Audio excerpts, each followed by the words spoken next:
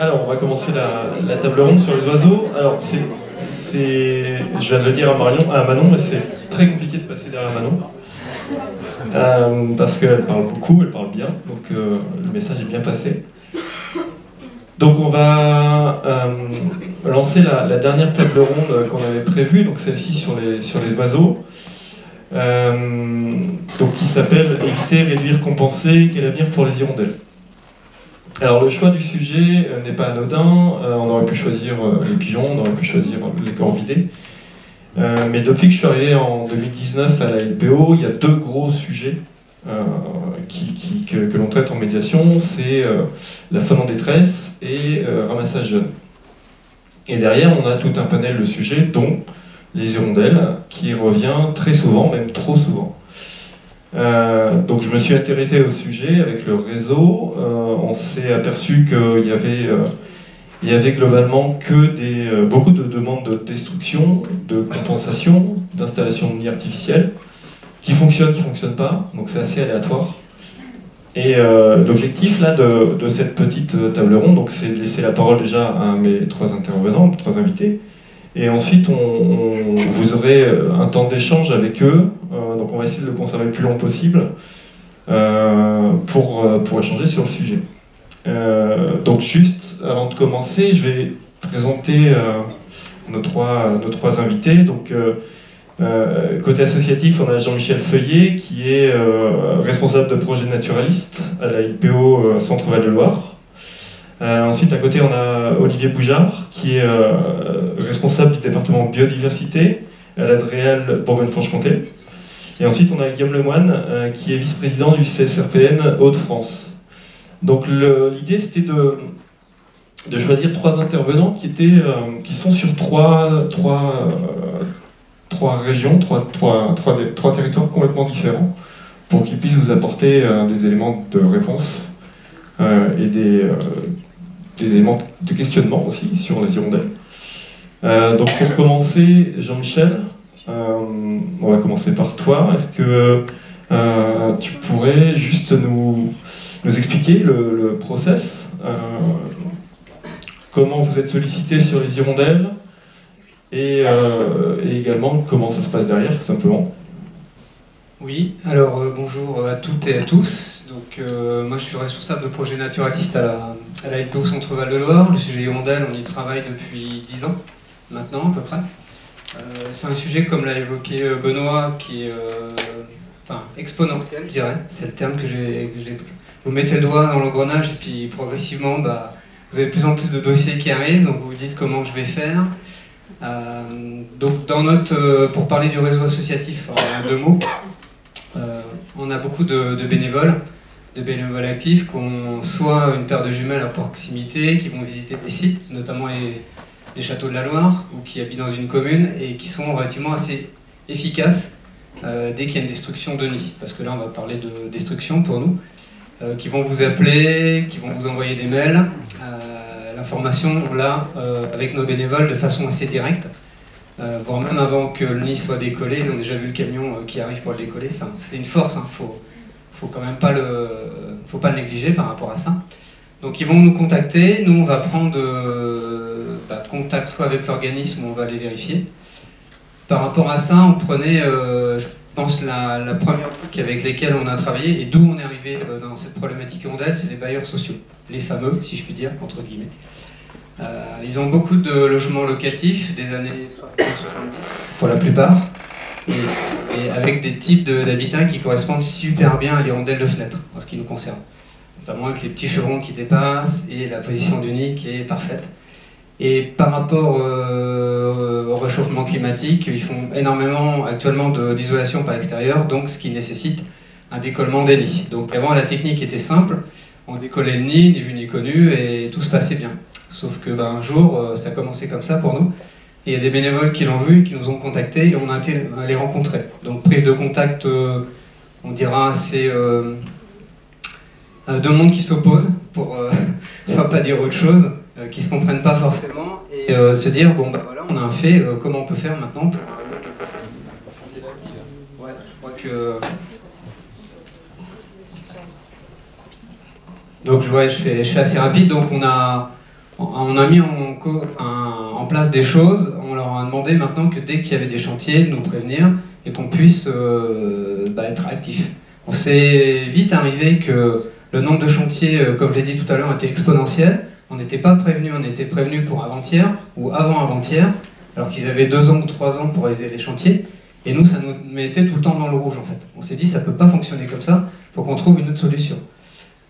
Donc on leur a demandé d'avoir la programmation 1 année avant ou 2 années avant et de mettre en place une convention avec eux et donc aussi pour une association d'être rémunéré, c'est important, c'est du travail pour nous. Et donc c'est ce qu'on a mis en place, ça fonctionne plutôt bien.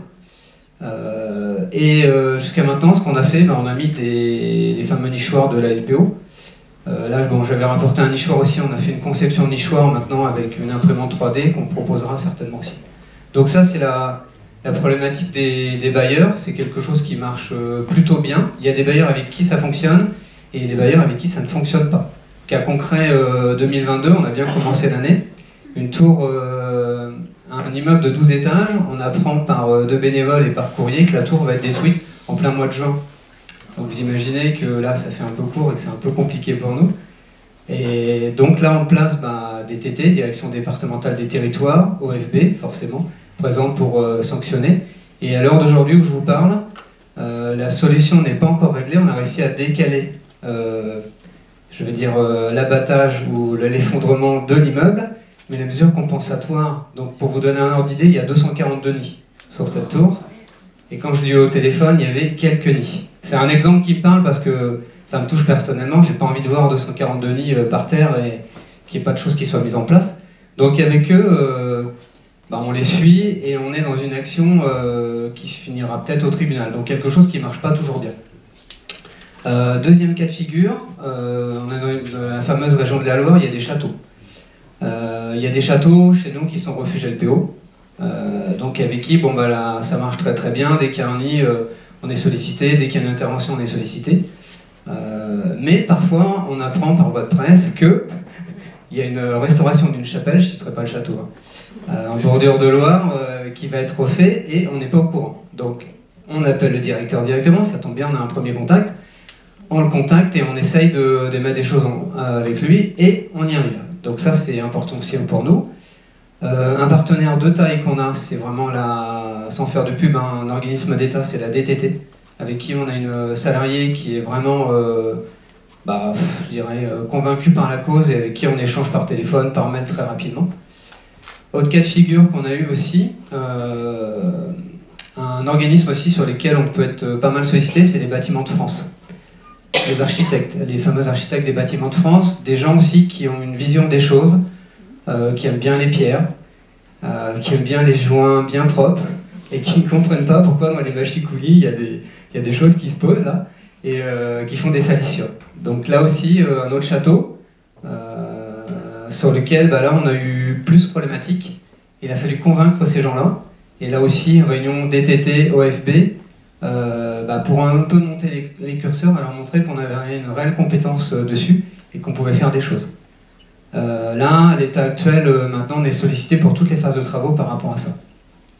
Donc tout ça pour dire que les hirondelles de fenêtres, c'est je dirais pas une réelle problématique, mais je pense que je vais convaincre l'ensemble de la salle, mais si on fait rien, dans quelques années, il n'y en a plus.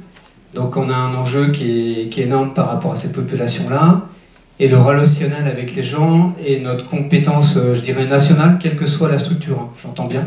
On est plusieurs structures ici. C'est vraiment un travail de fond qui doit être mis en place et en longueur.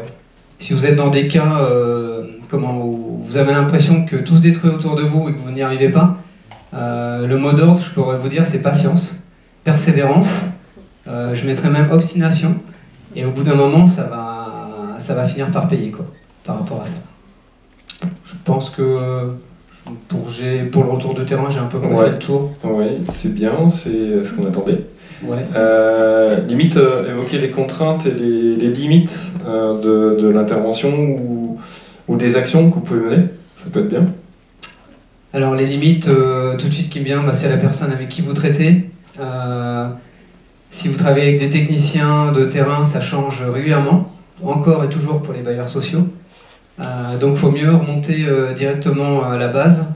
Et si les gens, je suis tout le temps des points améliorés. Les contraintes, il y en a, mais il faut essayer de tout le temps d'aller au-dessus. D'essayer de convaincre les gens, et vraiment c'est là où vous réussirez à passer les choses. Les architectes des bâtiments de France, c'est un public qui est vraiment pas facile. Bon, je donne mon opinion, hein, certes, mais c'est un public qui est compliqué, qui ne comprend pas forcément les espèces qui sont liées au bâti. Donc là, on a parlé hirondelles, mais il y en a d'autres hein, tout autour. Et après, ouais, contrainte, je dirais que c'est vraiment réussir à décider les organismes et à leur faire signer une convention. Parce qu'il y a quelque chose qui est acté, il y a des engagements qui sont mis en place, et tant qu'on n'arrive pas à la convention, ça peut être compliqué. Merci. De toute façon, on aura un temps d'échange de prévu après. On va continuer juste avec Olivier et Guillaume. Je vous passe la main à l'un ou à l'autre, ou peu importe, juste pour une petite présentation de ce qu'est l'Adréal et des missions en Bourgogne-Franche-Comté, et puis ensuite le CSRPN Hauts-de-France, ou l'inverse, comme vous voulez. Oui, vas-y. Je vais présenter rapidement l'Adréal. Déjà, je voulais vous remercier de l'invitation, parce que effectivement, pour moi, je suis très heureux d'être ici. Alors, même si effectivement, moi, je vais être amené à parler d'un sujet généralement qui est pas très populaire, c'est forcément les dérogations espèces protégées, c'est pas ce qu'on aime le plus traiter. Je voulais quand même présenter plus globalement l'activité de l'Adréal, parce qu'on n'intervient pas que sur ce volet-là, et bien insister sur l'articulation avec le travail qui est fait notamment par le milieu associatif et le volet sensibilisation notamment. Donc au niveau de l'Adréal, on traite, je dirais, différentes activités sur la partie biodiversité. Donc il y a le volet appui aux associations, donc notamment tout ce qui est subventionnement de l'activité des associations. La coordination de la connaissance aussi, donc connaissance naturaliste, et la mise en place des bases de données au niveau régional notamment. La coordination des plans nationaux d'action. Donc on décline beaucoup de plans nationaux d'action et on a une responsabilité directe en Bourgogne-Franche-Comté sur le plan national d'action chiroptère, le grand tétra, et puis un sujet là sur lequel on est pas mal investi, c'est depuis quelques années sur le PNA lynx. Voilà. Et puis donc on a également tout un travail d'animation sur le réseau Natura 2000. Et puis enfin, pour terminer, puisque ça va être peut-être le cœur un peu de nos discussions, plutôt un travail d'instruction, notamment l'organisation qui a été mise en place en Bourgogne-Franche-Comté, c'est la DREAL qui instruit l'ensemble des dérogations espèces protégées. C'est un petit peu différent de l'organisation qui est mise en place en Centre-Val de Loire. Voilà. Et donc tout à l'heure, là, j'interviendrai sur les réflexions qu'on a engagées, alors notamment avec la LPO, mais aussi avec d'autres associations, pour essayer de gérer un peu le volume de sollicitations justement qu'on a aussi sur ces travaux sur le bâti. Voilà. Et donc on est dans une démarche un peu d'amélioration continue, donc moi je suis très preneur de toutes les remarques voilà, que je pourrais avoir, parce que on a proposé quelque chose, mais c'est probablement très perfectible. Voilà. Merci. Guillaume, du coup je te mets... Alors, bonjour à tous. Alors moi je représente donc, le CSRPN de Hauts-de-France, donc le Conseil scientifique régional pour le patrimoine naturel. Les services de l'État, quand ils reçoivent une demande de dérogation, nous sollicitent, demandent l'avis du CSRPN pour valider, entre guillemets, la démarche de compensation, on va dire, la séquence ERC. Alors, en quelques mots, le CSRPN, c'est codifié dans le Code de l'environnement. Voilà, il est inclus dans chaque région un conseil scientifique régional du patrimoine naturel, qui est le conseil constitué de 2 spécialistes désignés, intitulés personnels. Donc on ne représente pas les associations, les universités, les bureaux d'études, les fédés de pêche, de chasse et autres qui siègent dedans. C'est toujours l'expert qui s'exprime. On n'est pas là pour faire passer ses dossiers ou faire passer des idées ou des façons de faire en fonction des différentes prismes entre guillemets qu'on a sur la nature. Donc, plus près, voilà. Donc voilà. Mais après, est-ce que peut-être sans micro? Moi, je peux crier, hein, je peux parler fort. Je préfère parler fort que d'avoir un micro, c'est pas très photogénique. Donc, plaisante. Donc voilà, donc on est saisi par les, on est nommé par le préfet. Voilà, c'est validé quand même par le président du conseil régional. Donc il y a une espèce de double tutelle, du double voilà, et on nous donne des avis sur les politiques de l'État et les politiques régionales. Voilà, donc ce sont des avis consultatifs qui sont repris ou pas, mais qui sont souvent majoritairement repris par le préfet. Voilà. On peut passer. Donc on est 36 membres et donc j'en suis un des vice-présidents. Alors on a des consultations qui sont encadrées par la réglementation, donc tout ce qui touche à la création des réserves naturelles nationales et régionales, tout ce qui est relatif à la validation des plans de gestion des réserves naturelles, tout ce qui touche aux arrêtés préfectoraux de protection de biotope, les demandes d'interdiction, et là j'ai mis en rouge parce que c'est de ça dont on va parler, la gestion des données sensibles du SCLP et la démarche sur les espèces exotiques invasives. On peut être des fois encadré, on donne aussi un avis sur les SNIEF, sur les inventaires du patrimoine géologique, sur les listes rouges qui sont présentées, voilà, et toujours sur les données. Et après, on peut aussi donner des avis, mais c'est de manière plus facultative sur les DOCOM Natura 2000, le Ramsar et autres. Voilà, je ne l'ai pas mis là, on est capable aussi de s'autosaisir.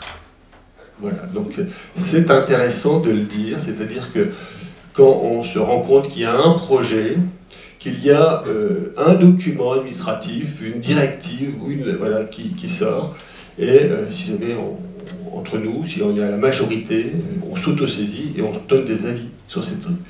Voilà, à un moment on peut voir des gros travaux de protection du littoral, et ben ça passe pas, tiens, bizarrement c'est pas passé parce qu'il n'y a pas de destruction d'espèces protégées, ou vous avez dû voir sur le plan forestier, voilà, quand on a des plans forestiers avec des gens qui veulent réintroduire dans les forêts pour lutter contre le dérèglement climatique, l'introduction d'espèces exotiques, hein, vous voyez le travaux de Guillaume Decoq, de l'Université d'Amiens, et ben là aussi on s'est autosaisi pour donner un avis sur les documents forestiers, en disant bah, désolé, ça nous choque de voir l'introduction d'espèces nord-américaines ou asiatiques pour pouvoir avoir des forêts diversifiées.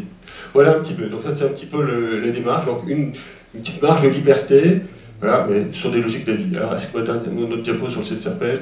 Donc voilà. Alors voilà un petit peu le nombre de dossiers qu'on traite dans une année. Ça c'est le bilan 2021.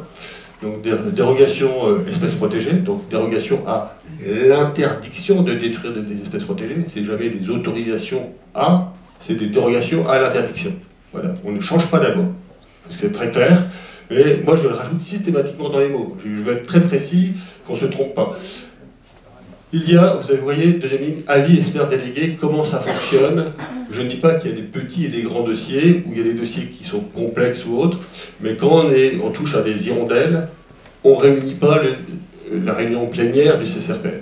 C'est envoyé à un expert délégué qui va l'examiner tout seul, éventuellement qui va le faire relire par le président ou le vice-président, ou par ses collègues qui travaillent sur les mêmes dossiers. Voilà, donc des logiques de démarche simplifiée. Quand c'est un peu plus complexe, quand c'est multi-espèces, voilà, on peut se réunir en groupe technique. Donc il y a un groupe technique, un GT SDF, il y a un GT espèces protégées, il y a, donc voilà, et quand c'est des dossiers, des fois, après des réunions plénières, quand on regarde des plans de gestion, quand on regarde des déclinaisons du plan national d'action ou des plans régionaux d'action, ça c'est dans plénier, c'est examiné. Oui. Donc moi je suis vice-président, je suis aussi expert délégué faune. Donc j'examine régulièrement des demandes de dérogation destruction des rondelles, voilà, des déplacements d'amphibiens dans le cadre d'inventaire par exemple, et je suis aussi expert délégué flore, mais plutôt en deuxième ligne, c'est-à-dire que j'ai un collègue qui travaille au Conservatoire botanique de Bailleul, qui est l'expert délégué flore en tête, voilà. Le problème, c'est qu'il ne peut pas examiner les demandes de dérogation du conservatoire botanique. Donc c'est moi qui m'y colle. Donc vous imaginez la pression, ça veut dire que je suis voilà, expert délégué flore pour la structure la plus compétente au niveau de la flore.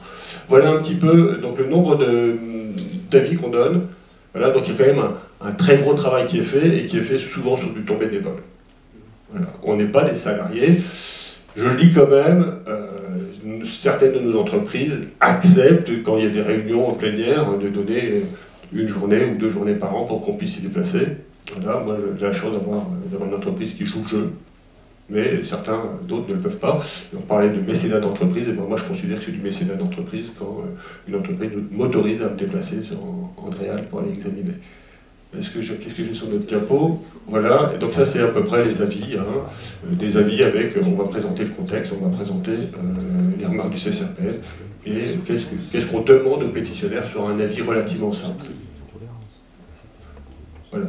Si on veut parler maintenant, alors on peut prendre un petit temps de pause, si jamais il y a des questions sur le CCRPN, ou maintenant après, enchaîner sur les hirondelles. Ouais, on prendra les questions à la fin, je vous invite à les noter, on va rester dans le rythme, et tu vas même garder la parole sur comment ça se passe quand vous êtes sollicité sur un dossier. Eh ben, la procédure. Voilà. La procédure. Passe la diapositive, s'il te plaît. Donc voilà. Alors, ce qui est clair, c'est que le CCRPN ne se prononce pas sur le motif des raisons impératives d'intérêt public majeur. On va considérer que c'est du rôle du service de l'État. C'est la DREAL, c'est la DDTM. Hein, moi, je suis dans une région littorale, à part le département d'Oise, hein, mais c'est l'Oise-Hélène, mais donc DDTM ou DDT, qui va considérer en pré-instruction ou en instruction, tiens, ça relève de l'intérêt public majeur. Voilà. Et après, la DDT ou la DDTM transmet à la DREAL, et la DREAL transmet au CCRPN pour avis. Voilà un petit peu le chaînage, j'espère que c'est comme ça dans les autres régions. La DDT n'intervient pas. Voilà, mais c'est quand même les services de l'État qui transmettent. Voilà. Deux mots quand même pour qu'est-ce que c'est que l'intérêt public majeur? Alors moi, à un moment, j'ai quand même des fois réagi. J'ai outrepassé mes droits et j'ai dit, bah désolé, votre truc, j'y prends moyen. Alors, je peux me tromper, hein, intérêt public majeur, eh ben, c'est tout ce qui touche à la sécurité ou l'indépendance énergétique française. Quand vous vous installez des infrastructures, un terminal méthanier, voilà. On s'assure, quand on voit un petit peu les problèmes géopolitiques actuels, c'est tout ce qui touche à la défense nationale. C'est tout ce qui touche aux grandes infrastructures de transport. Voilà un petit peu l'intérêt public majeur. C'est tout ce qui touche à la santé, à la sécurité, à la santé du public, à les marches hospitalières. Voilà un petit peu ce qui relève. Et brutalement, installer un centre commercial, c'est pas l'intérêt public majeur. Voilà. C'est faire le promouvoir du consumérisme. Voilà, moi je dis souvent, ben, vous mettez votre centre commercial là, vous mettez là, ça change quoi? Faire un lotissement, faire un quartier, c'est pas l'intérêt public majeur. C'est pas simple, hein, mais leur faire expliquer en disant désolé, et quand les gens disent bah oui, je crée des emplois, bah oui, vous créez vos emplois à 10 km de là ou à 5 km, vous créerez autant d'emplois. Donc, savoir rappeler des choses évidentes, des choses simples. Voilà. La difficulté, c'est quand on va aller, bah vous avez vu ma liste, hein, alors, bah, quand on va rénover des immeubles, des immeubles HLM, est-ce que c'est l'intérêt public majeur? Voilà. Quand on fait du renouvellement urbain, quand on va aller casser des usines en déshérence, et dans lesquelles il y a des faucons qui nichent, il y a des chouettes anthropophiles qui nichent, des hirondelles qui nichent, alors là, moi, je considère que éviter qu'un gamin se tue dans une usine en déshérence, parce qu'il y a régulièrement des gamins qui se blessent en faisant du urbex, en faisant des trucs, qui se tuent, ça peut relever de l'intérêt public majeur. Participer à l'isolation, voilà, d'immeubles collectifs, quand on voit le prix de l'énergie, quand on voit, je vous ai parlé d'une allusion géopolitique, hein, ça peut relever de l'intérêt public majeur, et donc moi je ne rejette pas ces dossiers. Je les traite, voilà, mais c'est difficile, et là je rentre dans le cas des hirondelles, et ben oui, quand on va faire l'isolation par l'extérieur, on est obligé de casser les lits d'hirondelles. J'ai pas de solution, je n'arrive pas, et je vous montrerai après, je n'ai pas, dans la séquence ERC, l'évitement pour moi est impossible quand on va aller replaquer et rajouter un truc autour des huisseries. Pas simple du tout. Voilà. Donc c'était une question qu'on se pose régulièrement, en disant est-ce que les solutions alternatives ont été vraiment étudiées? Mais c'est pas vrai. Voilà, donc comment on intervient? Partie 1, motivation. Il faut que, on va essayer d'avoir dans le dossier, on va rappeler la synthèse des éléments justifiant la demande. Motivation, voilà, de la destruction des nids et de leur support. Voilà. Alors après, moi ce qui m'intéresse, c'est aussi une bonne évaluation d'un impact. Quelqu'un qui me dit je détruis 2 nids d'hirondelles, j'en détruis 15, j'en détruis 120. C'est quoi l'impact par rapport aux populations de vers? Et après, comment est déclinée la fameuse séquence ERC, éviter, réduire, compenser. Et j'ai mis un petit plus. Alors il y avait souvent, j'entendais dans les différents colloques, je ne sais plus qui, mais c'était très judicieux, rajouter un R pour dire renoncer, éviter, réduire, compenser, voire renoncer. Et donc là, on n'est plus dans le renoncement. Mais donc, comment on a des mesures qui sont des mesures d'accompagnement? Pour moi, ce n'est pas des mesures de compensation. La compensation, c'est bien par rapport à l'impact. Quand ça ne relève pas de l'impact, voilà, et que c'est plutôt des bonnes pratiques, c'est de l'accompagnement. Voilà, donc, je vous propose voilà, donc, les 4 types de mesures qu'on va présenter juste après, dans la diapo suivante. Voilà. Alors, la première question que je me pose, c'est, je vous ai dit l'impact. Et j'impose qu'on ait un impact dans un périmètre pertinent. Quelqu'un qui me dit je détruis 5 nids, je détruis 10 nids, je détruis, c'est quoi par rapport à quelle surface? Quand je détruis 15 nids, là j'ai eu un cas, et en plus j'étais pétitionnaire parce que dans mon métier, je cassais des usines, hein, je travaillais dans un établissement public foncier, on faisait du renouvellement urbain. Voilà, sur une commune, il y avait 15 nids sur la commune, on en détruisait 13. C'est-à-dire que l'impact est de 94%. Donc, détruire 15 nids, détruire 13 nids sur 15, c'est pas 13 nids sur 200. Donc, je demande en disant, voilà, justifier l'impact, la part des nids détruits par rapport à la part d'une population, et la difficulté qu'on a, c'est une population dans quel périmètre? Et donc, j'impose, dans un périmètre pertinent. Et alors là, c'est quoi la définition d'un périmètre pertinent? Alors c'est à vous de voir, hein, les Aminches. C'est soit le quartier, c'est soit la commune, c'est soit le canton. Voilà, si vous avez plein d'hirondelles dans tous les immeubles et tout le truc, et je considère que c'est le quartier parce qu'il y a des grands ensembles et que, voilà, si jamais il n'y a pas d'hirondelles dans la commune, vous allez voir dans les communes voisines. Voilà. Et ça sera important pour les logiques d'évaluation. Voilà. Donc, caractériser l'impact, et donc caractériser la présence des populations sur ce territoire pertinent. L'autre truc, le petit bruit de fond, petit questionnement, c'est de dire, est-ce qu'il y a eu des précédentes demandes de dérogation? Est-ce que, et Jean-Michel le disait, les démarches, je verrais, de précipitation, c'est fatigant. Le pétitionnaire, le bailleur social qui vient me dire, eh ben voilà, monsieur Lehmann, parce que de temps en temps j'ai des dialogues avec l'association plutôt qui est le porte-parole, ou le BE qui est le porte-parole du bailleur social. Je lui dis, excusez-moi, c'est pas la première fois que ça vous arrive. Pourquoi vous me posez la question? Et en plus on me demande de réagir, et de temps en temps vous pouvez me dire, bah, tiens, on est sacrément balèze en Haute-France. C'est quoi des fois des avis qui sont donnés dans la journée? Parce que les mecs qui disent, les entreprises elles viennent dans 15 jours. Les entreprises viennent dans 15 jours. Et ouais. Et je leur dis, mais excusez-moi, je regarde ma paye, mais l'année dernière, je vous ai pas fait de demande de truc, vous n'avez pas confronté à ça. Et en plus, je m'arrange pour mettre une petite phrase en disant, merci de bien vérifier, d'anticiper, de vérifier, de voir sur le reste de votre patrimoine. Voilà, y a-t-il eu un précédent? Du même, et de temps en temps, il y a eu un truc qui m'a fait plaisir, entre guillemets, c'est une entreprise, un bailleur social, qui avait fait déjà la rénovation de sa façade, qui avait installé des nichoirs artificiels. Les nichoirs artificiels avaient été colonisés, et il me demande une dérogation parce qu'il voulait refaire des travaux sur cette zone-là. Bon, comment on instruit ce genre de demande? Eh ben, je lui ai donné un blanc-seing. Je me suis dit, il m'a donné la preuve comme quoi, il avait fait déjà une demande de dérogation, il avait appliqué le RC, il avait mis des mesures compensatoires, et ces mesures compensatoires marchaient. Donc j'allais pas, entre guillemets, l'emmerder plus que ça, en disant, si vous êtes capable de démonter votre façade avec vos nichoirs artificiels, faire vos travaux en hiver, et en remettre, au retour du printemps, il n'y a pas de raison que ça ne marche pas.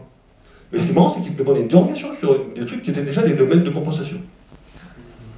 Voilà, donc, voilà, est-ce que, c'est un bon partenaire qui joue le jeu et qui ne prend pas au dernier moment? Voilà. 2, est-ce qu'il a déjà fait, est-ce qu'il a montré une capacité à faire et à bien faire? Voilà. 3, est-ce qu'il y a d'autres dossiers dans le secteur? Voilà, les logiques d'impact cumulées, parce que si jamais dans une commune, vous avez plusieurs bailleurs sociaux ou plusieurs intervenants qui interviennent, et qu'en même temps, toutes les populations d'Hirondelle, tous les nids sont pétés la même année, c'est pas la même chose. Et lui, le pétitionnaire, dit, bah, désolé, moi je ne touche qu'à mon immeuble. Voilà, alors je suis un bailleur social, je fais ça. À côté, il y a la commune ou la collectivité qui fait ça, et de l'autre côté, il y a un promoteur privé qui fait ça. Et bien ça, plus ça, ça fait pas 3, ça fait 4. Donc voilà un petit peu les questions que je me pose. J'espère que je n'ai pas déjà débordé le truc et que... Si, c'est sérieux? Bon. J'accélère, mais... alors après, voilà, donc vite fait. Donc mesure d'évitement, vérifier qu'il n'y ait pas d'autres solutions d'intervention, voilà. Il y en a rarement. Mesure de réduction, avis sur les mesures proposées en prenant en compte le cycle biologique. Donc évidemment, il n'y a jamais une seule autorisation qui peut être autorisée en période de reproduction. Donc la réduction, c'est vous pétez les nids en période de migration, entre guillemets, quand ils sont en Afrique. Voilà, pas d'intervention. Alors ainsi, le point, c'est vérifier l'absence d'intervention sur les nids, parce que moi j'ai déjà donné des autorisations d'intervention sur des nids. Et là, j'aime bien ce que disait Jean-Michel, les gens qui réagissent et voilà, les gens qui dénoncent. Je me suis fait pourrir, excusez-moi le nom, parce que j'avais donné une autorisation et les gens avaient mis des échafaudages, ils avaient foutu des bâches. Ils me disent c'est super, vous avez donné des autorisations avec des bâches, mais les bâches elles ont été mises devant des nids de moineaux friqués. Ou moineaux de mai, voilà. Donc des fois il y a des espèces de trucs en disant attention, maintenant je suis de plus en plus vigilant en disant je ne suis pas obligé de m'intéresser qu'aux hirondelles, je me dis mais qu'est-ce qui se passe à côté? Si vous ne touchez pas, si vos process, si vous faites des chantiers, vous pouvez avoir des impacts en ricochet. Voilà, donc il y a des échafaudages. Mesures de compensation, puisque je vais être rapide, avis sur la composition, place des nids artificiels et tout ça, donc plutôt la proximité immédiate. Il y a une espèce de doctrine, on a tendance à imposer deux nichoirs artificiels pour un nid cassé, voilà, sauf pour les très grosses colonies, parce que quand on pète, c'est pas moi qui pète, 100 ou trucs, des fois ça n'a pas beaucoup de sens. Et surtout, favoriser une mixité des mesures. Voilà. Alors, moi, dans mes avis, j'aime pas du tout les nichoirs artificiels. Et je vais reprendre les propos de Manon. On n'aide pas la nature en mettant les nichoirs. Moi, j'aime bien la spontanéité des processus. Et donc, j'aurais plutôt tendance à dire, vous mettez un clou, vous mettez une trace de boue, une trace de peinture sur un petit bout d'acrotère. Vous laissez la spontanéité. Vous, entre guillemets, les hirondelles, vous se démerdez pour refaire leur nid. Voilà. Le tout, c'est de leur laisser la place de le refaire. Voilà. Et souvent, les nichoirs artificiels, ce que j'aime bien, c'est comme c'est des bestioles grégaires, elles vont aller faire leur nid juste à côté des nichoirs artificiels. Voilà. C'est plutôt le côté attractif. Le nichoir, il est plutôt visuel, parce que... Et donc, moi, je vois des nids, et j'ai fait des nids, et tous les nids sont à côté, mais c'est très bien. Il n'y a pas eu de perte. Je peux intervenir par rapport à ça. Pas plus tard que mardi, justement, avec une structure, c'est des changements de fenêtres, etc. Et on va essayer de faire un mixte entre sur la largeur de la fenêtre, justement, avec une planche de bois, derrière, donc au milieu, trois nichoirs doubles qui seront posés, et une possibilité avec un crépi derrière pour laisser une installation de nichoirs naturels, en fait. On essaye de trouver des choses, en fait, voilà. Même à l'intérieur. Et voilà, donc nous, la même chose. Donc moi, j'encourage à dire, vous mettez un clou, ou voir quand vous mettez un coup de peinture marron sur le beau mur blanc, voilà, pour faire croire qu'il y avait de la boue, qu'ils étaient truc, pour les inciter à construire. Et donc ça, j'ai suggéré ça à Picardie Nature. Voilà, donc le petit coup de peinture. Et l'autre truc, alors, page suivante peut-être, est-ce que c'est marqué, c'est, moi j'impose des bacs à boue. Sauf si jamais il y a une rivière à côté, qu'il y a des zones de marnage. Mais je me dis, voilà, la responsabilité, je préfère qu'elles aient de la boue et qu'elles refassent leur nid, que de vouloir leur mettre un truc, un nichoir en béton de bois, avec des logiques, on impose des planches anti-salissure en disant, voilà, on impose l'acceptation sociale, c'est-à-dire vous ne remettez pas des trucs si jamais vous ne gérez pas les fientes qui vont tomber sur les fenêtres. Donc vous les décalez par rapport aux fenêtres. Donc une intégration, voilà, anti-salissure, bac à boue, espace dégagé sans obstacle, donc pas un truc, un bac à boue sur un toit à 15 mètres de haut, ou pas un bac à boue dans un massif d'arbres, parce qu'ils ne seront jamais en sécurité pour aller chercher. Voilà. Sur le côté social, il y a un élément que je n'ai pas parlé qui est hyper important pour les bailleurs. Les bailleurs sont les personnes avec qui on traite, mais il y a des locataires aussi.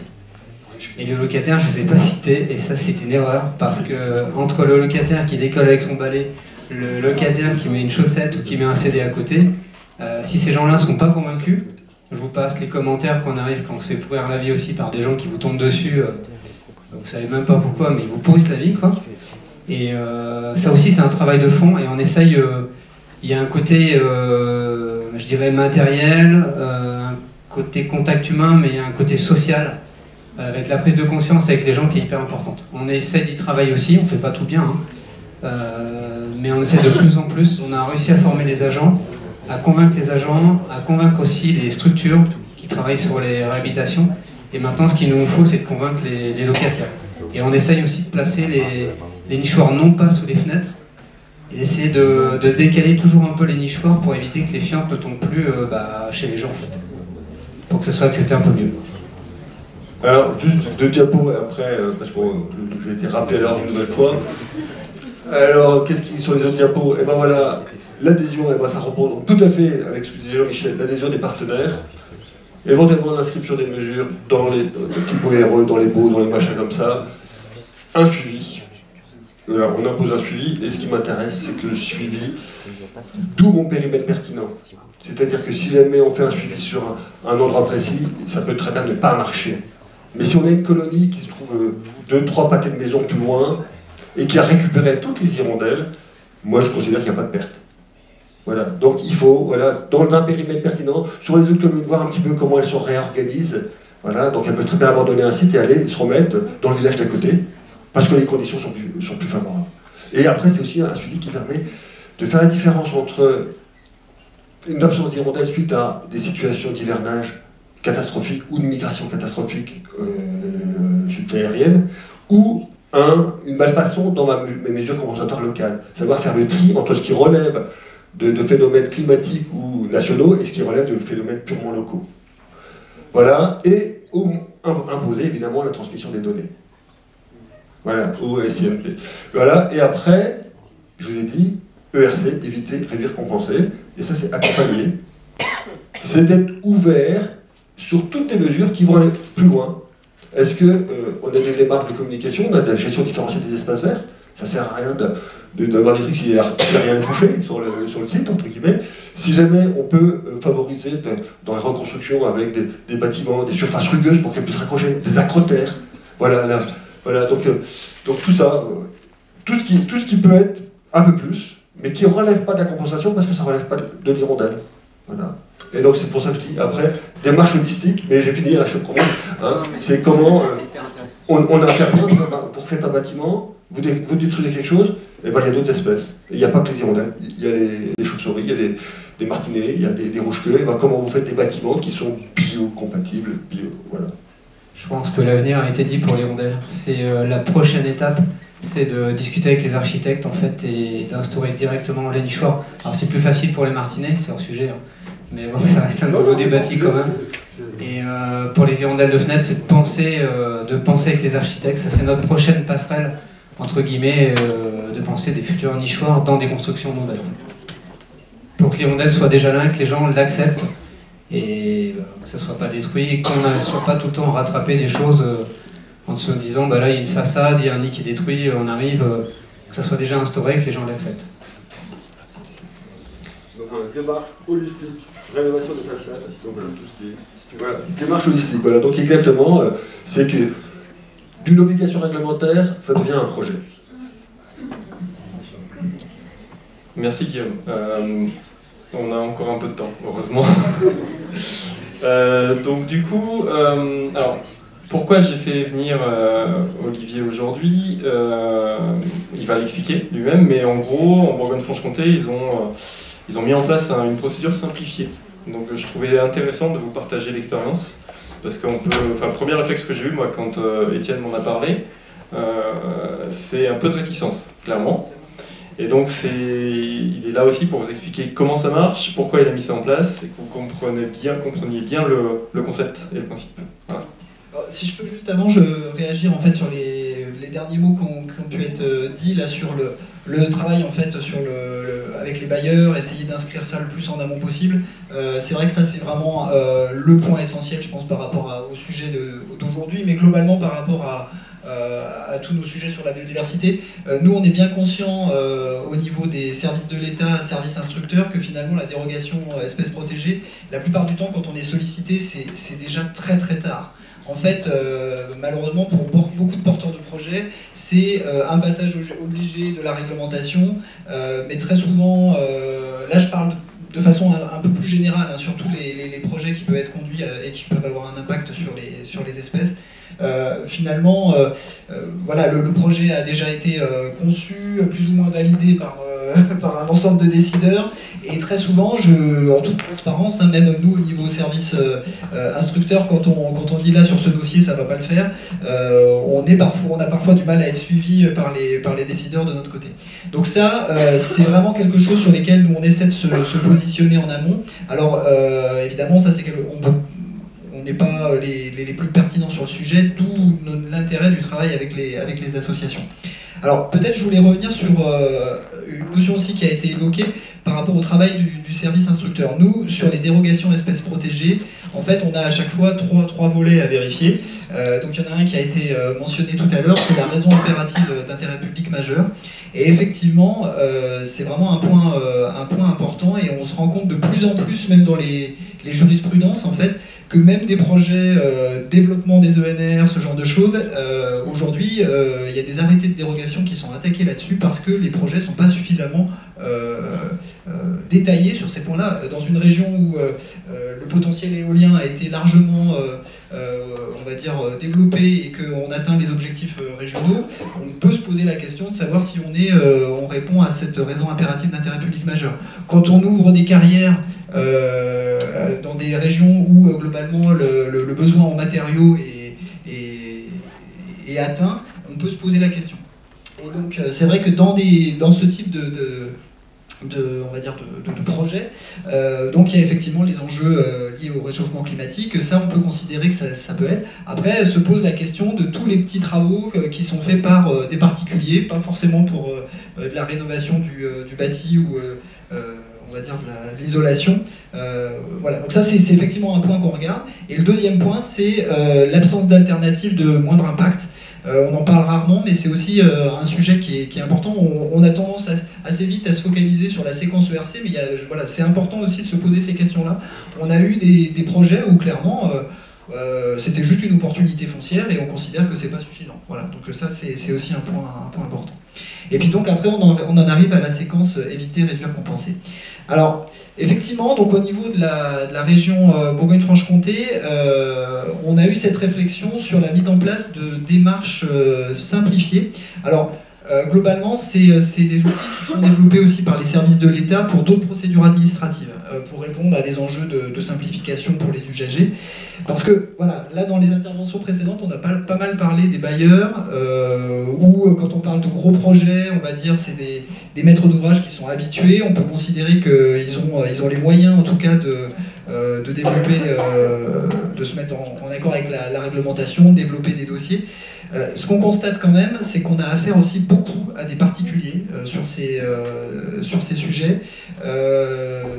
Voilà, des personnes, ça peut être des personnes aussi, personnes âgées, ou voilà. Et en tout cas, ce qui est sûr, c'est que de façon générale, la réglementation espèces protégées est très peu connue des particuliers. Donc, en fait, on en arrive un peu au même constat que vous pouvez avoir, je pense, dans les associations.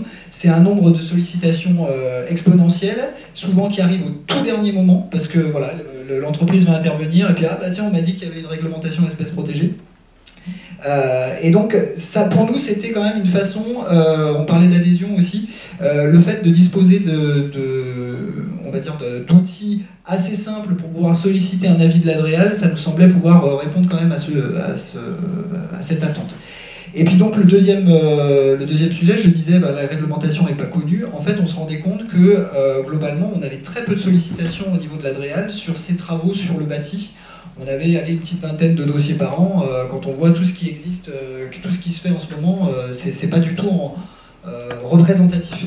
Donc en fait, on a eu un échange avec la LPO Bourgogne-Franche-Comté, et est venue assez vite l'idée de mettre en place un outil, donc à la fois pour pouvoir traiter en plus grand nombre les sollicitations, mais c'est vraiment une démarche sur deux jambes, c'est-à-dire que ça allait de pair avec une sensibilisation de la communication. Et donc la LPO, en fait, qui avait déjà établi pas mal de plaquettes sur la prise en compte des hirondelles, mais d'autres espèces aussi d'oiseaux, d'espèces anthropophiles, en fait, a intégré en fait cette procédure dans notre procédure en fait dans sa plaquette d'information. Et donc aujourd'hui, on a beaucoup plus d'acteurs au niveau régional qui effectivement sont bien au fait de cette réglementation et commencent à nous solliciter. Alors ça, je vais y revenir, ce sera un point de vigilance pour la fin, mais c'est vrai qu'on a du coup un appel d'air, hein, forcément beaucoup de dossiers. Et par effet ricochet, une sollicitation des associations qui augmente aussi. Voilà. Donc simplement par rapport à cette démarche simplifiée, ça marche, c'est le cours alternatif, mais je vais voir si ça... Ouais, ok. Donc je vais aller très vite là-dessus. L'idée en fait c'est surtout de permettre donc un dépôt dématérialisé en fait du dossier. Donc ce qui est pas mal, c'est que ça permet, c'est relativement simple en fait pour le demandeur d'expliquer effectivement les motifs, la raison de pourquoi il veut faire ses travaux, ce qu'il va faire exactement, quelles sont les espèces présentes. On le renvoie aussi vers les associations éventuellement pour pouvoir expertiser ça s'il n'arrive pas à le faire seul. Et donc pour nous l'intérêt aussi c'est que finalement c'est assez codifié et nous tant qu'on ne dispose pas de toutes les informations pour pouvoir instruire le dossier, on considère que le dossier est incomplet et du coup il n'y a pas on n'accorde pas la dérogation. Donc ça c'est un point important parce que très souvent, de façon générale, sur les dossiers de dérogation espèces protégées, on a aussi beaucoup de mauvais dossiers, c'est-à-dire mal justifiés, les mesures ERC sont mal développées, on ne sait pas pourquoi ces mesures sont mises en place. Enfin, voilà. Donc ça, finalement, le fait d'établir un peu ce formulaire a permis d'identifier des passages obligés, ça guide un petit peu le porteur de projet aussi dans son raisonnement. Voilà. Donc ça, c'est un point, je pense, important. Et donc après, l'idée, c'est donc associé à ce formulaire, on rappelle aussi les périodes un peu à éviter en fonction des espèces qui sont présentes. Et donc pour les dossiers relativement simples, alors voilà, ça dépend de l'évaluation des impacts effectivement, mais où on a un nombre d'hirondelles relativement limité, un nombre de nids relativement limité par rapport à la population locale, où globalement les travaux vont être faits à la bonne période. En fait, on a par ce moyen la possibilité on va dire de délivrer, alors c'est pas une autorisation, mais en tout cas une dérogation dans des temps assez courts. Donc ça c'est intéressant parce qu'il y a parfois aussi intérêt à intervenir rapidement. Et puis par contre pour les dossiers plus complexes, alors où on va avoir un nombre de nids très conséquent, éventuellement plusieurs espèces, notamment avec des chiroptères, où souvent on a des problématiques très particulières. Là dans ce cas-là, on demande au porteur de projet ou au particulier de déposer pour le coup une vraie demande de dérogation avec un dossier classique, quoi. Voilà, donc en fait c'est surtout un outil qui nous permet de guider, je dirais, le demandeur dans l'établissement de son dossier, de faire de la sensibilisation et puis de traiter quand même un volume de dossiers important, parce que ça, je voulais simplement peut-être y revenir rapidement. Il faut être conscient qu'au niveau de l'Adréal, donc on va dire, allez, on a 5 instructeurs au niveau de la région Bourgogne-Franche-Comté. On examine à peu près entre 300 et 400 dossiers espèces protégées par an. Voilà, donc c'est une vraie difficulté pour nous aussi de gérer ce nombre de données, même si on est très conscient du fait que c'est encore une goutte d'eau par rapport effectivement à tout ce qu'il faudrait examiner. Voilà. Et donc en tout cas cette démarche nous permet aussi par rapport au CSRPN, je pense, de solliciter les experts, peut-être sur des dossiers plus complexes, sur lesquels effectivement il y a besoin d'un niveau d'expertise plus important. Voilà, j'ai probablement oublié beaucoup de choses, mais si vous avez des questions. C'était complet. Donc on comprend bien alors on a nous à notre niveau des difficultés de temps, clairement, de personnes disponibles. Mais là l'idée aussi c'était de vous dire qu'on n'est pas les seuls finalement au niveau de l'État et des organismes consultatifs. Il y a un problème de temps, il y a un problème de personnes. Une personne de l'OFB devait être présente aujourd'hui, mais elle a décliné, elle n'a pas pu venir. C'est la même difficulté, donc sachez-le. Donc je sais qu'on est très demandeurs, nous, en tant qu'asso, parce qu'on est très sollicités. Mais les organismes au-dessus aussi ont ces problématiques-là. Peut-être, je ne sais pas si j'ai besoin du micro, mais peut-être effectivement sur ce point-là, ce qu'il faut savoir aussi, c'est que pour que l'OFB puisse intervenir en contrôle, et notamment engager des procédures judiciaires, il faut qu'il puisse établir l'élément moral. C'est-à-dire que la personne était effectivement au courant que, bon, alors que la réglementation existe, ça on est censé tous le savoir, mais bon, généralement pour que l'OFB puisse intervenir, il faut qu'il y ait un porté à connaissance de fait. Donc c'est pour ça aussi que le travail qui a été fait à la fois sur la sensibilisation et sur la nécessité de nous formuler une demande en fait est important, puisqu'en fait nous, théoriquement, toutes les demandes de travaux en fait vont arriver à l'Adréal. Ça nous permet d'alimenter quelque part une base de données, et à partir du moment où l'Adréal est informé de la volonté de la personne de faire des travaux, à partir de là, l'OFB peut intervenir. Donc là, c'est aussi quelque chose qu'on a réfléchi avec l'OFB pour leur permettre d'intervenir ensuite sur des contrôles, ou nous, éventuellement, de leur dire attention, là, sur ce dossier-là, il y a quand même des enjeux forts, ça pourrait être bien que vous alliez voir ce qui se passe. Merci, merci à vous trois. On va se laisser du temps pour questions-réponses. Jusqu'à quelle heure là? Il est 10h48, 12h15. Voilà, ça nous laisse un peu de temps. Merci pour la qualité des présentations et à l'État d'être là aussi. C'est assez rare pour le soumettre sur des colloques comme ça, de sensibilisation entre autres.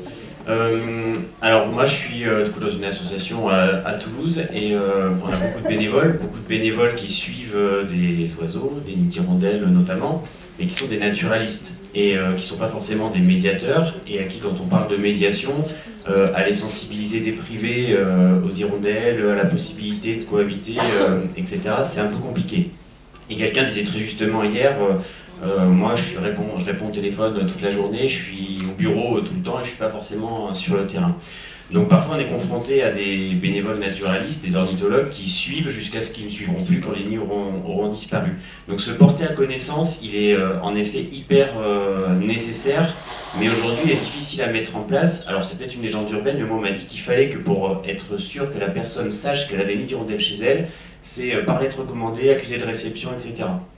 Sur une ville comme Toulouse, autant imaginer que ça fait beaucoup de lettres recommandées. Et on n'a pas de subvention pour envoyer des lettres recommandées. Donc ça, c'est un premier problème. Donc les naturalistes qui ne sont pas forcément formés pour faire de la médiation derrière. Le deuxième problème qui est très lié, c'est la destruction et le constat de destruction a posteriori. C'est-à-dire qu'aujourd'hui, pareil, si je ne me trompe pas, on peut dénoncer la destruction d'un nid d'hirondelle a posteriori, mais ça ne servira pas à grand-chose parce qu'il faut que l'OFB constate sur les faits la destruction. Or, Google est notre ami. Il y a un outil qui s'appelle Street View, qui est quand même assez bien fait, qui permet de remonter le temps et de voir les façades d'immeubles et de se dire, bah tiens, l'année dernière il y en avait et cette année il n'y en a plus.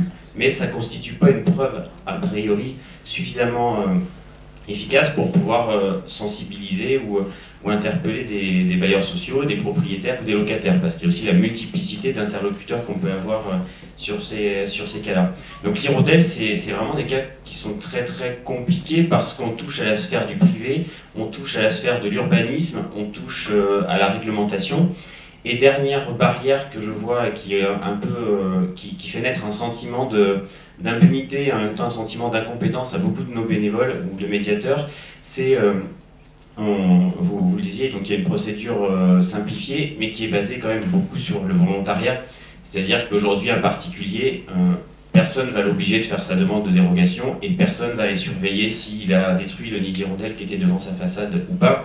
Et donc, par facilité, on va lui dire faites une demande de dérogation. Je vais me faire chier avec des formalités administratives, si je ne fais pas bien on va m'empêcher de le faire. Je le fais, personne n'a rien vu et de toute façon c'est a posteriori qu'on constatera, donc ça ne vaudra rien. Donc c'est assez compliqué comme cas les hirondelles, et aujourd'hui beaucoup de nos bénévoles sont démunis parce que ils suivaient et aujourd'hui ils ne suivent plus parce qu'il n'y a plus. Voilà.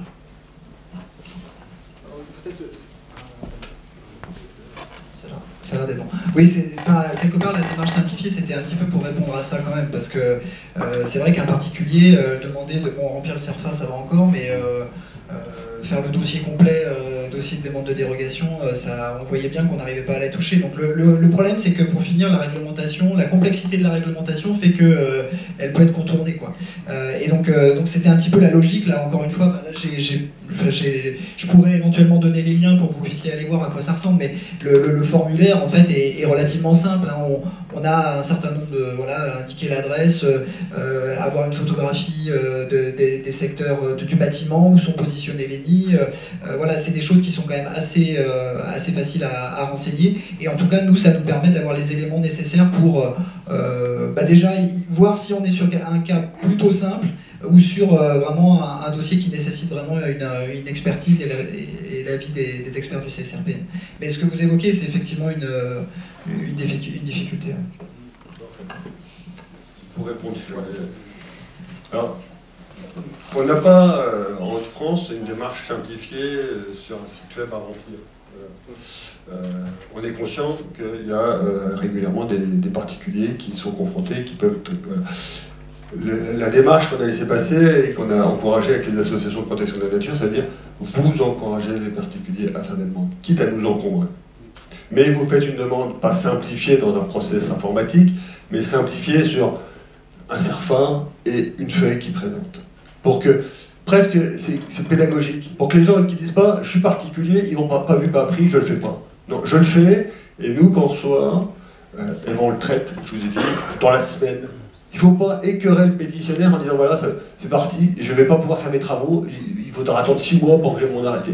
Donc on s'oblige à dire ok, vous faites des démarches simplifiées sur le volume de papier et on vous le traite rapidement et on regarde si ça a du sens, rien de casser le nid en hiver et pas machin, et voilà, et qui a envie de faire. Voilà. Ça c'est la première chose. Deuxième chose, par rapport à le constat de la présence et tout ça.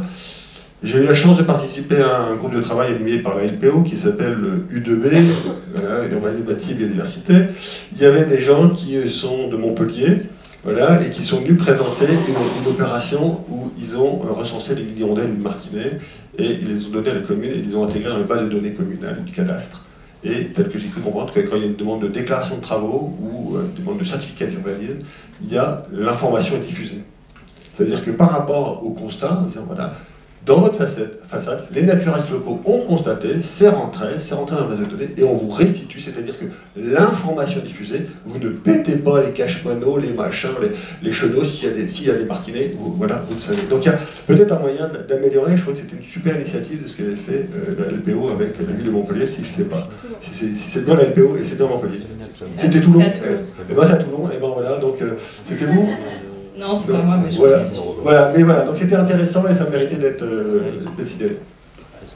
Juste un petit truc pour ajouter par rapport à ce qui a été dit, on arrive encore, nous, à avoir des bénévoles motivés, alors bon, à l'échelle peut-être d'un département et pas d'une grosse ville comme Toulouse, et d'aller encore, les gens nous appellent et d'aller répondre à leurs demandes et d'envoyer, entre guillemets, des bénévoles pour essayer de faire remonter les informations, de trouver une solution. On a sauvé des colonies comme ça, en fait, mais plus hirondelles de rustique, parce que là, le côté privé, là, on rentre vraiment dans, enfin, ce qui nous concerne pour notre région, soit dans des entrées de caves, soit dans des hangars, et la problématique qu'on a très souvent, c'est des gîtes, enfin, des vieilles granges qui sont transformées en gîtes, et là, il faut trouver une solution assez rapide, mais plus pour l'hirondelle rustique, moins sur la fenêtre. Puis pour rappel aussi, la démarche simplifiée, si je ne me trompe pas, c'est que chez vous que ça existe. Oui, ouais, c'est ça. Donc c'est aussi un test, donc voir si plus tard ça sera décliné sur les autres DREAL, mais chaque DREAL a son petit process, ouais. Et c'est ça aussi la difficulté, il faudrait inviter toutes les DREAL, il faudrait inviter tous les CSRPN, c'est hyper complexe. Alors pour vous rassurer, justement, on a prévu d'en discuter entre DREAL là, au mois de janvier. C'est justement une initiative qui intéressait les collègues. Après, je voulais aussi peut-être faire part de notre retour d'expérience. Hein. C'est vrai qu'on parle de démarche simplifiée, ça peut paraître assez froid. Bon, nous, on a une personne qui suit derrière vraiment ces dossiers-là en particulier. Et on se rend compte qu'il y a quand même pas mal de cas par cas, forcément. Et notamment, c'est pour ça que je voulais revenir là-dessus, c'est que ça marche quand même assez bien.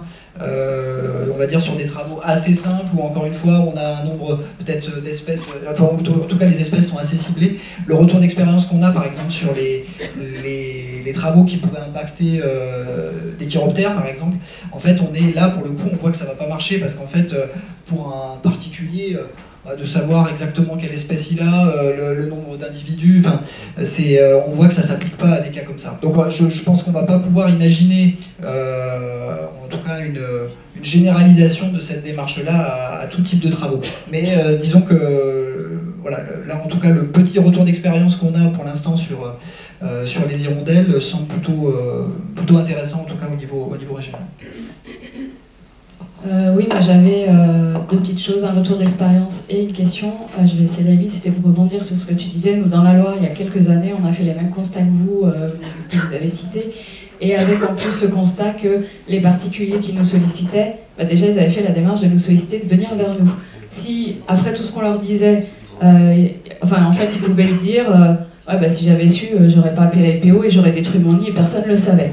Donc on a eu ce constat-là en plus. Et l'autre constat de dire les problèmes avec les bailleurs sociaux, les collectivités, communes, entreprises, etc., qui sont des plus grosses machines de guerre, on va dire, et notamment les communes et les collectivités qui sont encore moins que les autres censées ignorer la loi. C'est aussi ceux-là avec qui on a le plus d'emmerdes, excusez-moi, mais avec lesquels c'est les plus compliqués derrière pour quand on leur donne des conseils. Au début tout bien, les syndics n'en parlons pas, c'est au début tout va bien, tout le monde il est beau, tout le monde est gentil, et quand il faut payer, ou que ah bah oui mais il y a des chiantes, ah bah oui mais machin, c'est l'enfer, et on peut effectivement aller jusque malheureusement au tribunal dans le plus mauvais des cas.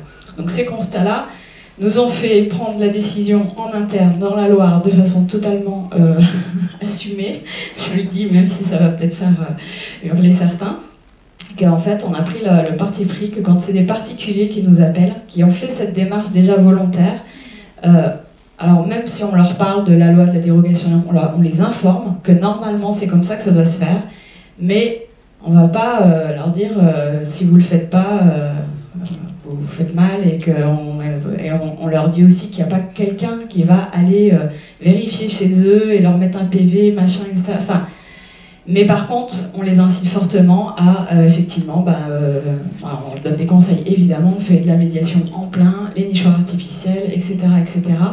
Et en fait, dans 99,9% des cas, ça marche, ça se passe bien, et les gens nous rappellent l'année d'après en disant ah, super, j'ai des hirondelles qui sont venues dans le nichoir que vous m'avez fait poser, je vais en mettre 2 autres parce que c'est génial, ça faisait X années que j'en avais pas eu, voilà.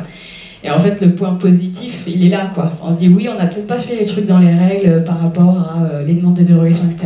Mais en fait, l'objectif, c'était celui-là, et on y est allé. Par contre, sur les syndics, les communes, les collectivités entreprises, là, par contre, on n'est pas du tout... Enfin, là, on fait vraiment les choses dans les règles et sans état d'âme, et quel que soit le cas, la règle c'est celle-là, on leur donne des infos, on peut les accompagner à remplir la demande de dérogation, parce que c'est pas toujours évident quand on sait pas, qu'on n'a jamais fait, mais par contre, clairement, là on a une règle qui est très claire, parce que l'enjeu il n'est pas le même, et l'interlocuteur est clairement pas le même, la démarche n'est pas la même. Ça c'était juste mon retour d'expérience, et la question c'était par rapport pour la DREAL. Donc nous on est en Auvergne-Rhône-Alpes.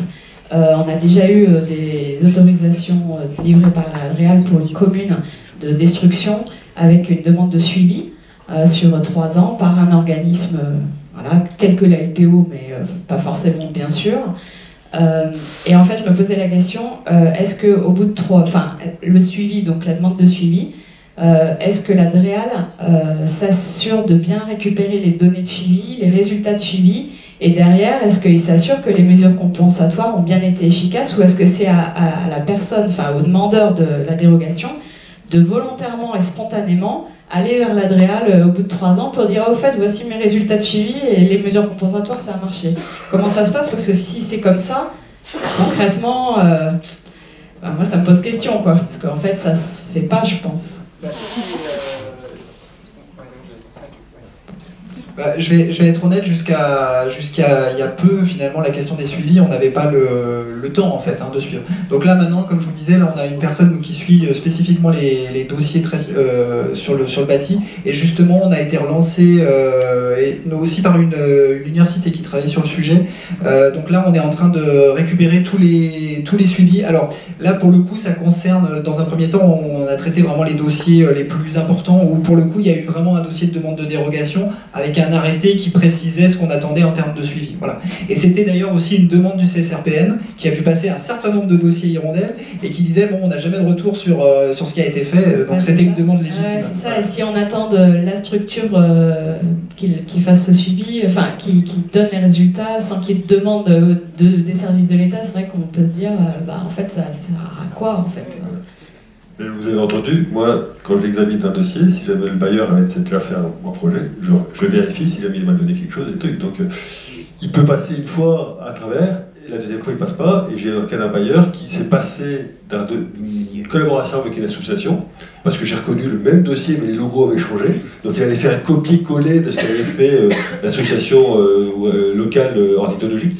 Et là, dans le truc, je lui dis merci de vouloir m'indiquer la personne qui sera missionnée par la suivi, parce qu'il a dit oui, j'ai un expert en interne, et je le savais très bien parce que j'avais téléphoné à l'association en disant tiens, t'as fait ça, c'est un copier-coller de tes dossiers, je reconnais même la mise en page, hein. Il y avait uniquement le logo que et il dit non, ils m'ont piqué mon dossier, entre guillemets. Alors je lui dis voilà, ils auront dans l'arrêté, dans l'avis, la transmission du CV, entre guillemets, de la personne qui va faire. Je ne peux pas imposer une association ou une bureau d'études, je peux vérifier qu'il y ait une personne compétente qui le fasse.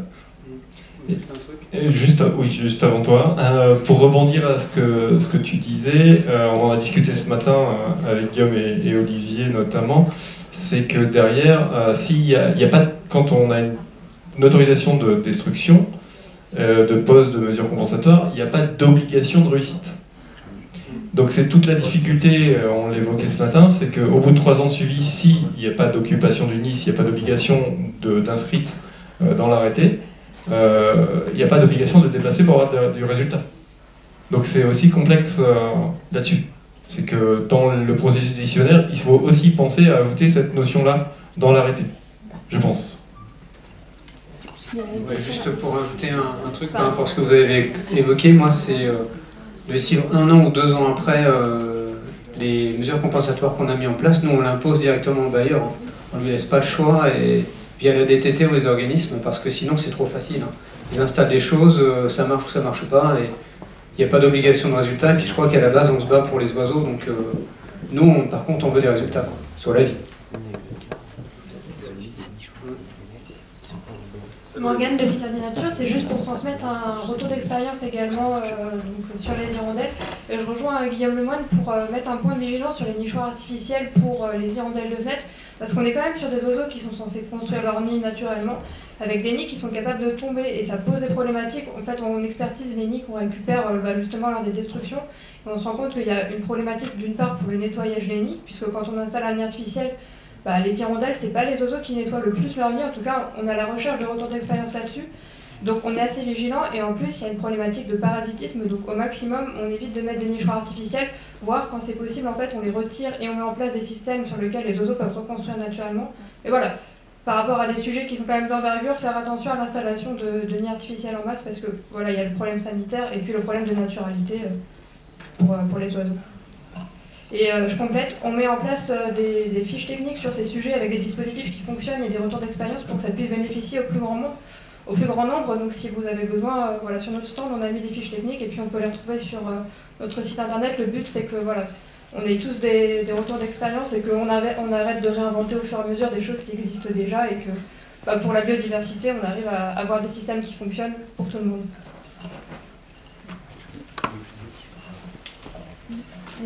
Oui, je voudrais pas qu'on s'éloigne trop de la thématique de la médiation, mais le débat est aussi parti un petit peu sur la compensation.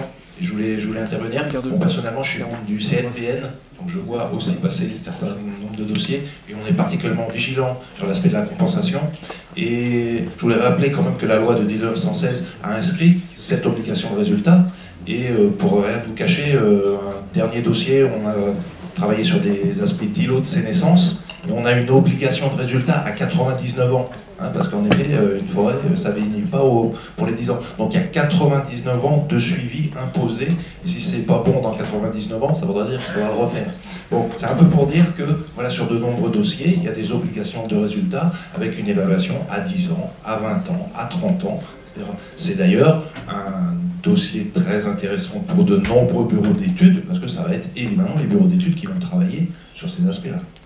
Mais voilà, donc je voulais quand même rappeler qu'il y a quand même cette notion d'obligation de résultat qui est une grande nouveauté, parce qu'en effet, pour tous ceux qui ont travaillé depuis longtemps dans ces aspects d'impact et puis d'évaluation et puis de compensation, on a tous de très nombreux exemples de mesures de compensation qui n'ont même pas été mises en œuvre, ou quand elles ont été mises en œuvre, eh bien non, on creuse une mare, 3 ans après elle est comblée, et voilà, donc ce n'était pas du tout efficace. Je pense que là on est quand même dans une démarche où il y a cette obligation et cette vérification des résultats.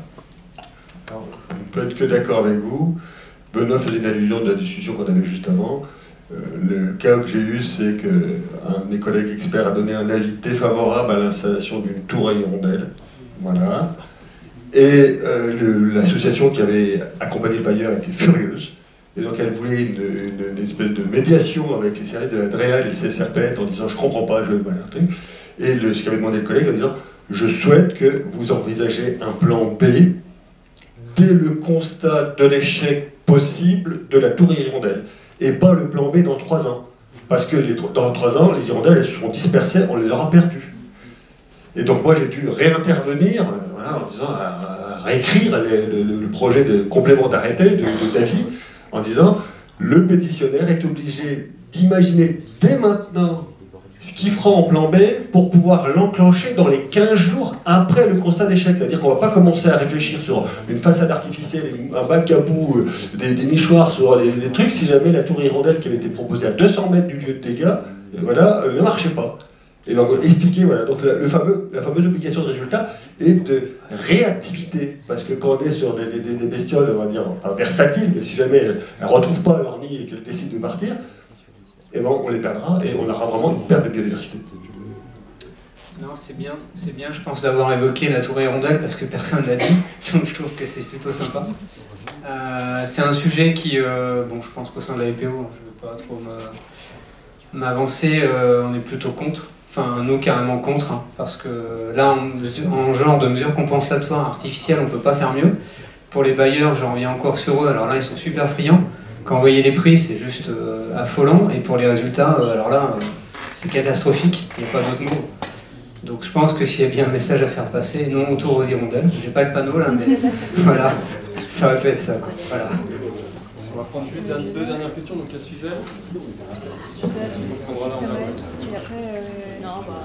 Alors, je rejoins à 800% tout ce que Claire a dit, parce que quand elle a été initiée, la doctrine simplifiée, j'ai trouvé ça génial.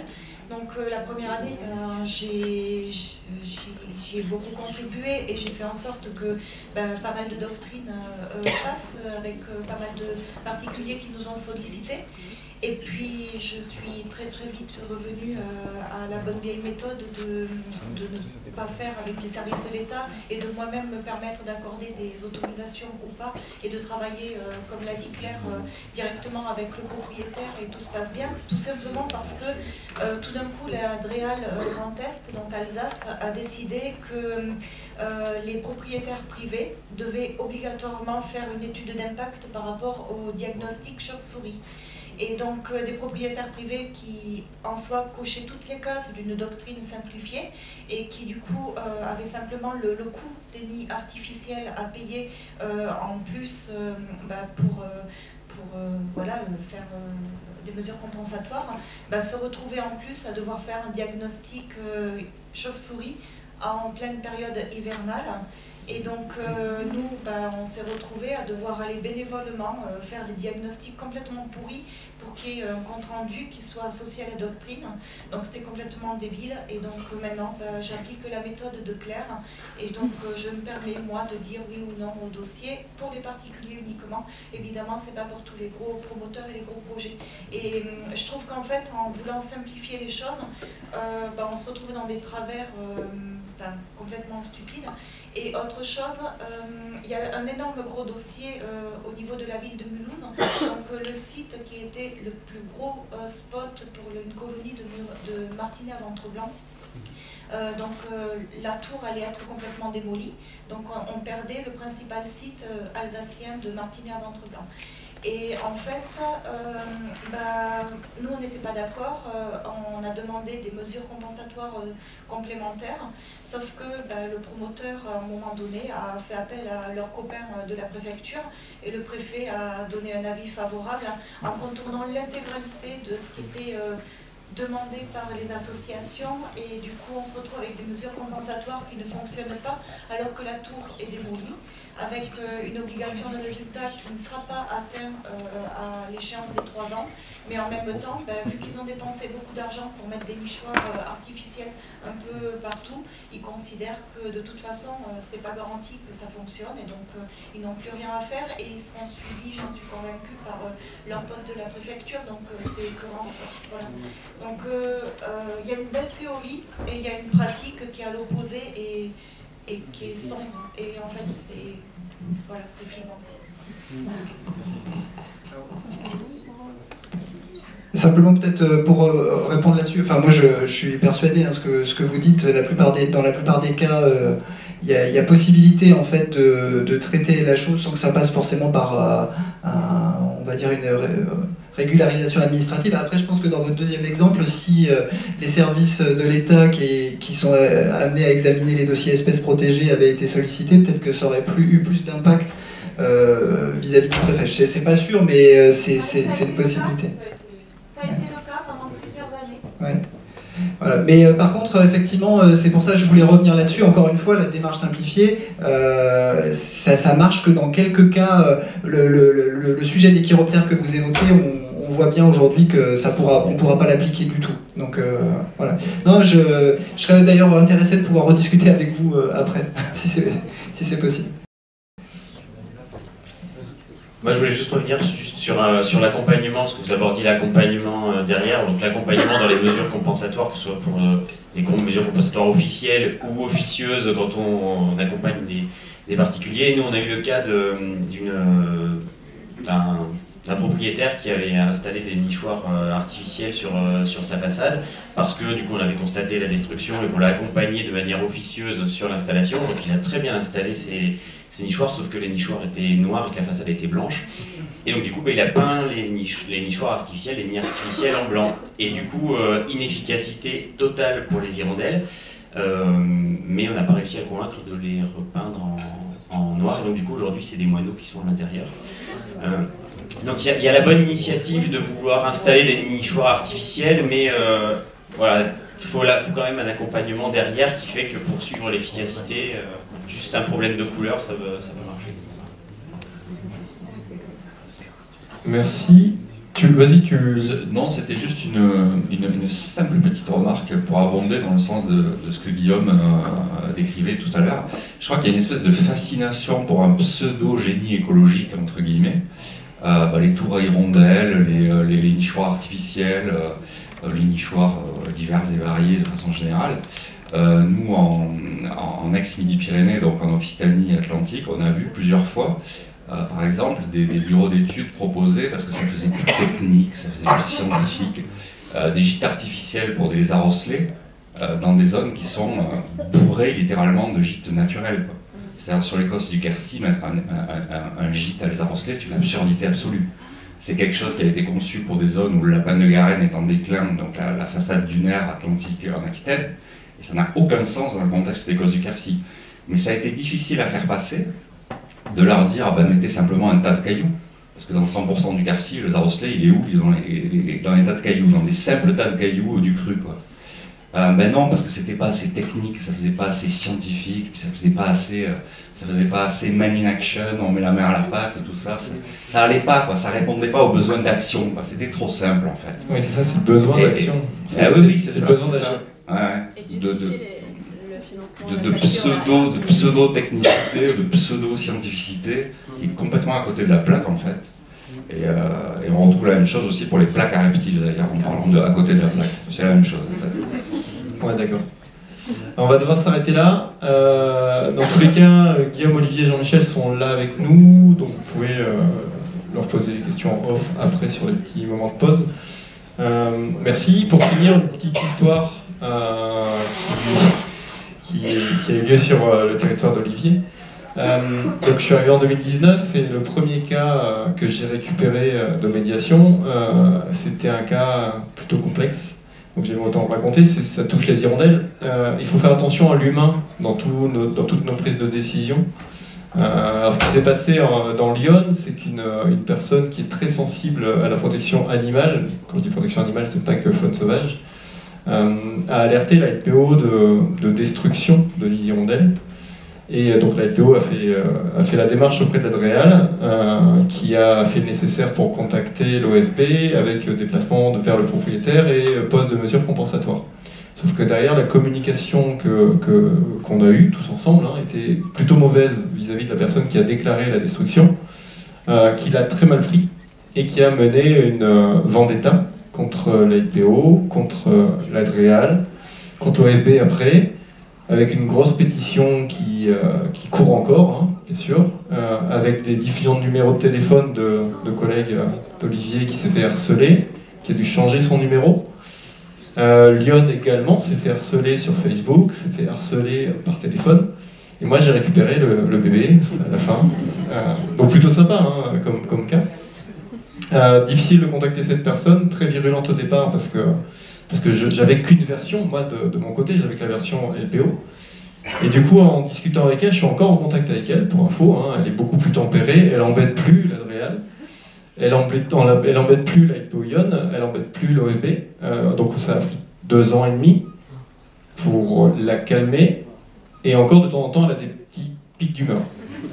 Parce que simplement, dans son village, des personnes ont détruit, en face, la mairie fait pas le nécessaire, on revient en collectivité, ils détruisent régulièrement les nids d'hiver. Dans la collectivité d'à côté, c'est pareil. Donc du coup, elle se sent délaissée. Elle s'est sentie délaissée. Donc attention, point de vigilance que je voulais vous partager. Attention à l'humain, parce que ça a des répercussions sur nous, sur vous, mais aussi sur les organismes d'État qui ont d'autres choses à gérer, d'autant plus qu'ils sont en faible effectif.